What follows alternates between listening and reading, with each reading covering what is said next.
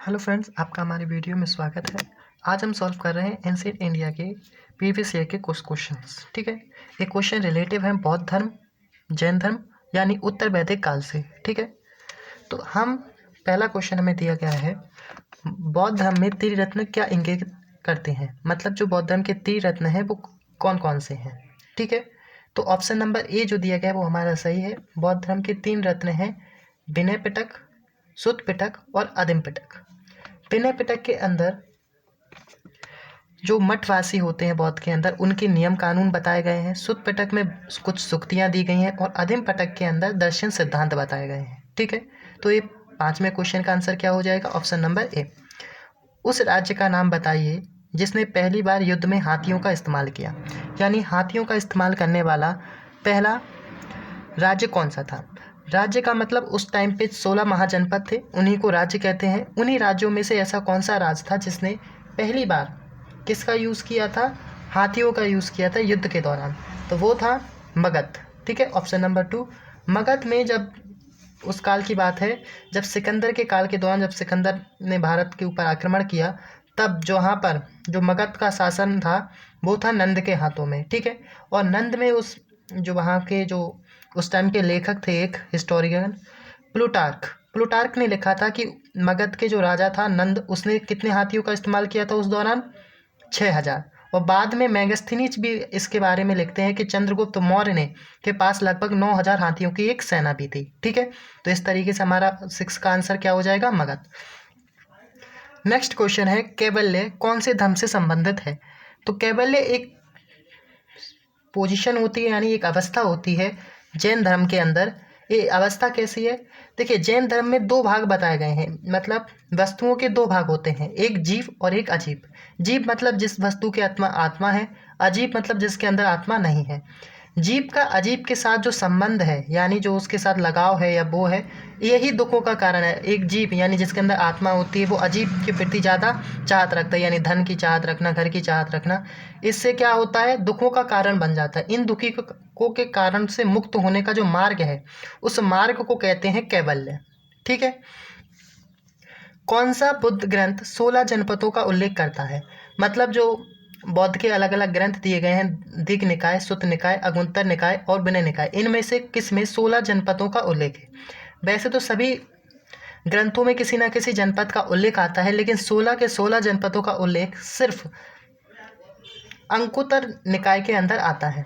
ठीक है, और बात करें कि इनके 16 जो महाजनपद थे वो कौन कौन से थे। एक था गंधार, कंबोज, अशका, वत्स, अवंती, सुरसेन, छेदी, मल, कुरु,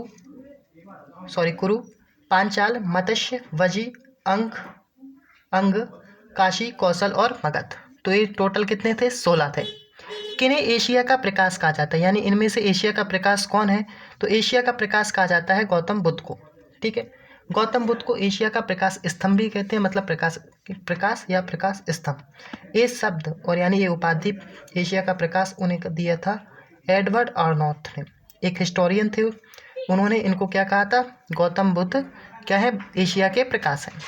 नेक्स्ट क्वेश्चन है, महावीर का जन्म कहाँ हुआ था। इन चार में से महावीर का जन्म कहाँ हुआ था। तो ऑप्शन नंबर 1 लुबनी में। महावीर का जन्म 599 ईस्वी पूर्व वैशाली में हुआ था। वैशाली, ठीक है, और वैशाली का जो गांव है एक कुंडग्राम, वहाँ पर हुआ था। ठीक है, तो लुबनी सॉरी गलती से ऊपर लग गया, नीचे था कौन सा, कुंडग्राम। वैशाली के कुंडग्राम में हुआ था। और उनके पिता कौन थे, इक्ष्वाकु वंश के राजा थे वो एक सिद्धार्थ, और उनकी माता का नाम था त्रिशला। ठीक है, उनका जो वास्तविक नाम था, मतलब जब वो एक राजवंश के राजकुमार थे तो उनका नाम था राजकुमार वर्धन। ठीक है, वो 24वें जैन धर्म के तीर्थकर थे। नेक्स्ट क्वेश्चन है, कौन सा स्थान गौतम बुद्ध से संबद्ध नहीं है। मतलब इनमें से कौन सा स्थान है जहाँ पर गौतम बुद्ध से कोई संबंधित स्थान नहीं है। इसका सही आंसर है ऑप्शन नंबर 4 पावापुरी।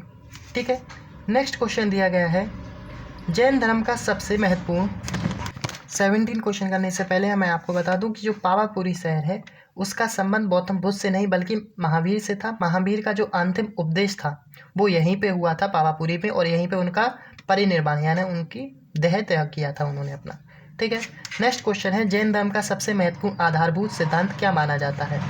तो जैन धर्म के पंचशील जो सिद्धांत हैं, पंचशील सिद्धांत में 5 चीज़ों की बात की गई है। एक है अहिंसा, दूसरा है अचौत्र, तीसरा है सत्य, एक है ब्रह्मचार्य, एक परिग्रह। तो यहाँ पर सबसे आधारभूत, इसमें सबसे मौलिक जो सिद्धांत माना जाता है वो है अहिंसा। व्यक्ति को क्या त्यागना चाहिए? हिंसा को त्याग करना चाहिए। नेक्स्ट क्वेश्चन है, महर्षि गौतम का संबंध किस भारतीय दर्शन से है? तो महर्षि गौतम, ठीक है, तो भारतीय दर्शन के अंदर 6 दर्शन बताए गए हैं और वो 6 दर्शन कौन कौन से हैं? एक दर्शन है सांख्य, एक योग, एक न्याय, एक मीमांसा और एक वेदांत। तो ये 5 दर्शन हैं। इन 5 दर्शनों में से एक जो न्याय दर्शन है, उस चीज की खोज किसने की थी? यानी उसके का पादक किसने किया था? महर्षि गौतम ने। अधिपादक महर्षि गौतम। नेक्स्ट क्वेश्चन है, निम्नलिखित में से कौन सा राजशाही राज्यों में से एक नहीं है जो कि 7वीं और 6ठी शताब्दी की शुरुआत में ईसा पूर्व में भारत में मौजूद था? ठीक है, यानी ऐसा एक राज्य जहाँ पर क्या नहीं था? राजशाही शासन नहीं था, बल्कि एक गणतांत्रिक राजा था। यानी यहाँ पे राजा लोग कौन करते थे? जनता चुनती थी। तो वो था वैशाली। वैशाली के अंदर जो राजा महाराजाओं का चयन होता था वो क्या था? गणतांत्रिक प्रक्रिया के थ्रू होता था। ठीक है, और यहीं पर गौतम बुद्ध ने भी अपना 483 के अंदर अपना पहला उपदेश दिया था। ठीक है, तो इसीलिए वैशाली के ही अंदर भगवान महावीर का जन्म भी हुआ था। तो इसी तौर पर वैशाली क्या है? महावीर से भी जुड़ा हुआ है, गौतम बुद्ध से भी जुड़ा हुआ है और एक ऐसा राज्य था, गणतांत्रिक राज्य था। ठीक है, नेक्स्ट क्वेश्चन है, सांख्य दर्शन संप्रदाय की स्थापना किसने की थी?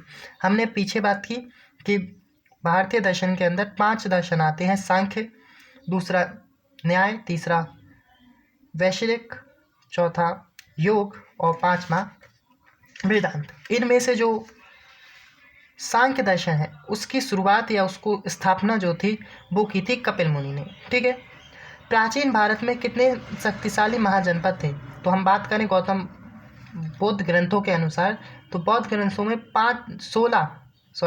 16 महाजनपदों के बारे में बताया गया है, जो उसके नाम मैंने पहले ही बताए थे, फिर से बोलता हूँ। गांधार, दूसरा कंबोज, तीसरा अशाका, वत्स्य, अवंती, सूरसेन, छेदी, मल, कुरु, पंचाल, मत्स्य, वजी, अंक, काशी, कैशाल, कौशल और मगध। ठीक है, नेक्स्ट क्वेश्चन है, निम्नलिखित में से कौन सी साइट गौतम बुद्ध के जन्म से जुड़ी हुई है? तो वो जुड़ी हुई है लोबनी। लोबनी में गौतम बुद्ध का क्या हुआ था? जन्म हुआ था।